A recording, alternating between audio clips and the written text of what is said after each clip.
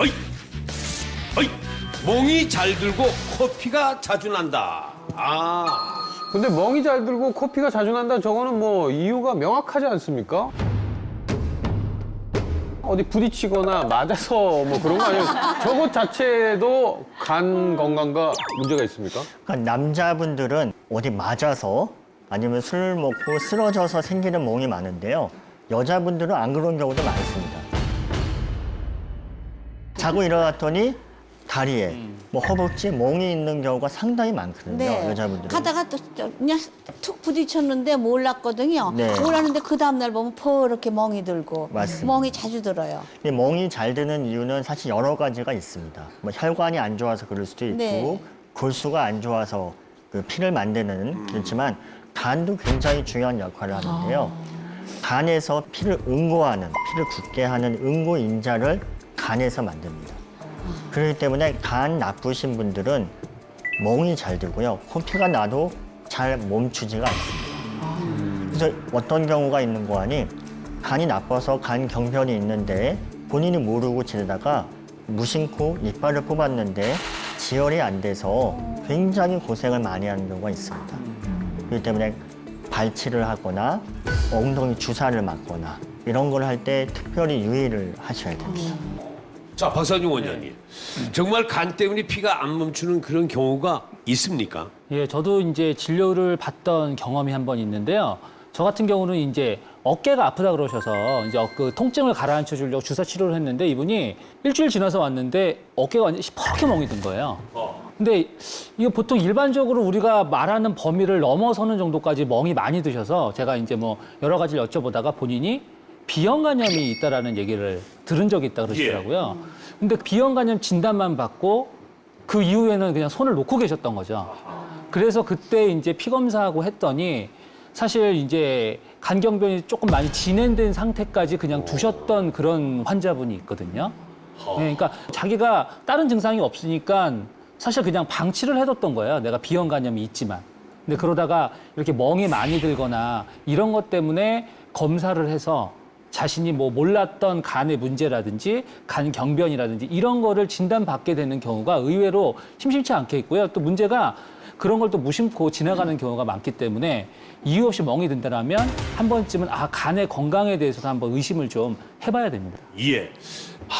멍이 잘 들고 코피가 자주 난다. 이런 상태를 계속 방치하면 또 어떻습니까? 이제 피가 잘 나는 거 이외에 또 하나 심각한 문제가 있는데요. 원래 장에서 모든 피가 간으로 들어갑니다. 혈관이 굉장히 크거든요. 비유를 하자면은 고속도로처럼 모든 피가 들어가는데 간 경화, 간 경변이 되면은 간이 딱딱해지는 거라고 말씀드렸는데요. 간이 딱딱하니까 막히는 거죠. 막히니까 우회도로, 옆길로 돌아갑니다. 그 옆길이 식도거든요, 식도. 식도에 조그만 혈관에 너무 많은 피가 몰리니까 터지게 됩니다. 그걸 식도정맥류 출혈이라고 하는데요. 굉장히 많은 양의 피를 토하게 되는 거죠. 그런데 간이 안 좋으니까 지혈이 안 돼요. 그것 때문에 사망하는 경우가 굉장히 많습니다. 네. 예. 알면 알수록 간 건강이 정말 중요하군요. 다음 이상 신호 또 확인해 보도록 하겠습니다.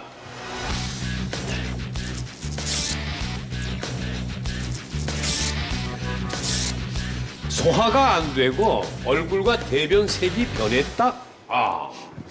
네. 자, 삼이자 씨 이런 경우 들어봤습니까? 그렇죠. 우리 옛날에는 그 얼굴색이 거무튀튀하게 변하는 사람 보고 어른들이 아이고 저기 그게 간이 굳었다. 어서 빨리 병원에 가봐라. 그런 건 많이 들었어요. 예. 근데 소화가 안 되는 거는 위장 쪽의 문제지 그게 간하고 상관이 있을까요?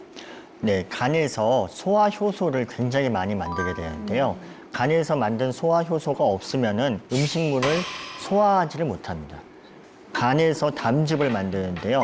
담즙은 소화를 하는데 굉장히 중요한 그 성분인데요. 하루에 한 1.5리터를 만듭니다. 하루 1.5리터는 굉장히 많은 양을 만드는데요. 네. 그거를 항상 만들 수 없기 때문에 저장을 해놓는 게 담낭입니다.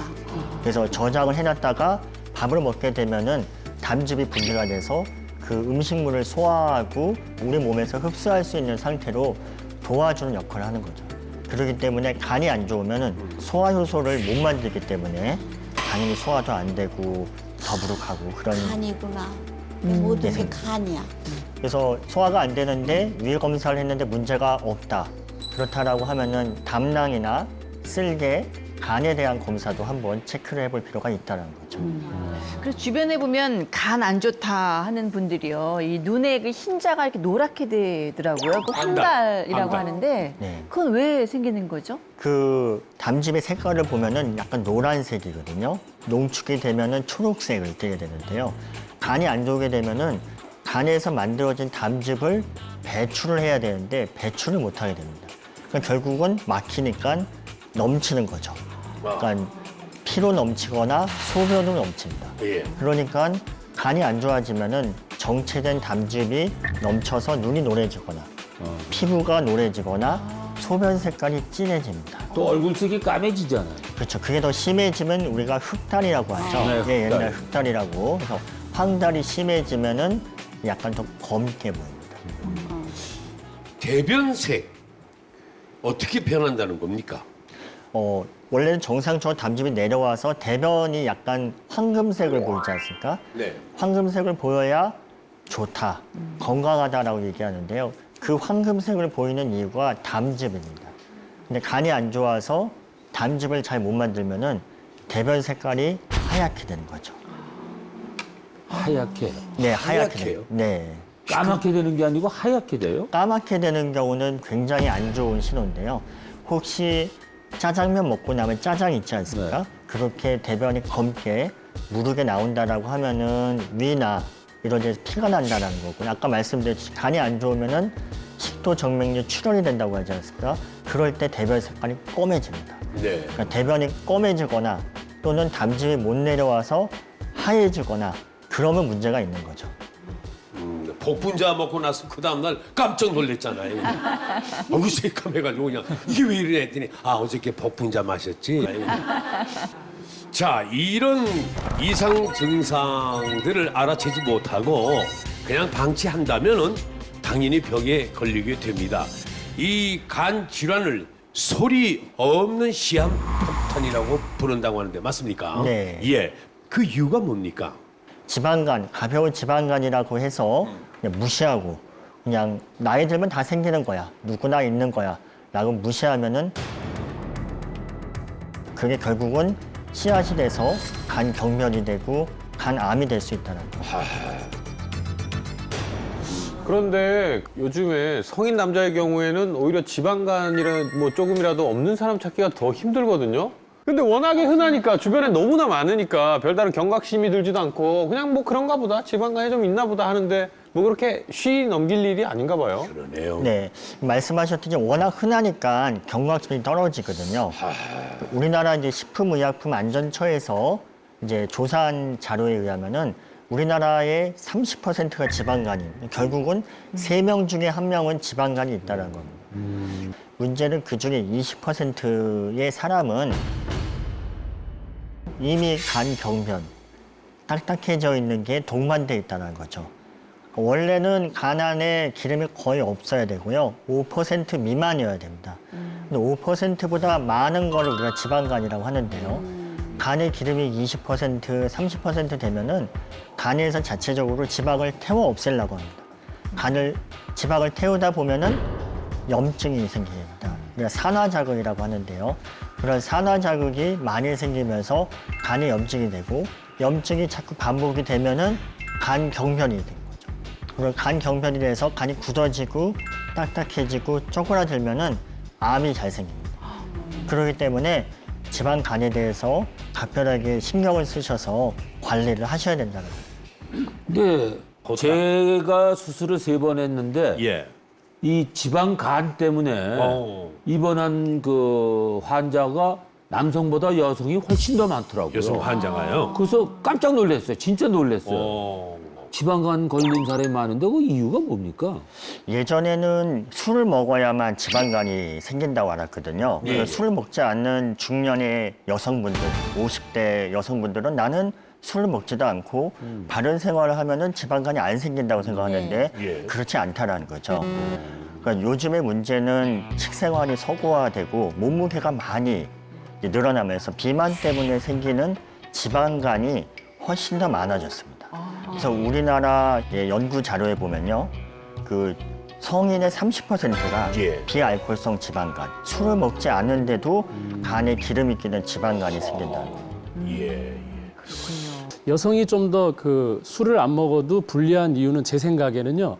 여성들은 원래 그 임신을 하기 위해서 지방을 저축을 해야 되는 그런 몸의 형태로 살아왔거든요.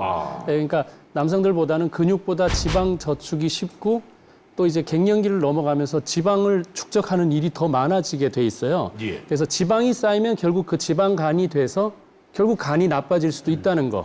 경로가 술이 아니어도 얼마든지. 그래서 비만을 더 조심하셔야 될 것 같습니다. 여자이기 때문에 네, 또 그런 그러네. 불리한 게 있네요. 여자이기 때문에 지금 약간 제가 정상 체중에서 약간 좀 오버했거든요. 예. 보기에는 뭐 두둑하니 좋은데 네, 괜찮아요, 그게 약간 오버하니까 지방간이 걱정이 되는데 또 되죠. 네, 근데 정말 억울해요.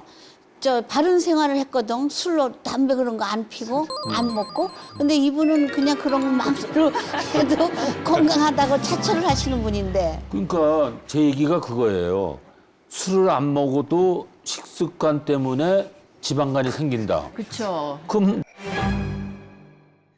그럼 먹고 생기는 게 낫지 않느냐. 무슨 논리가 그런 논리가 어디 있어요?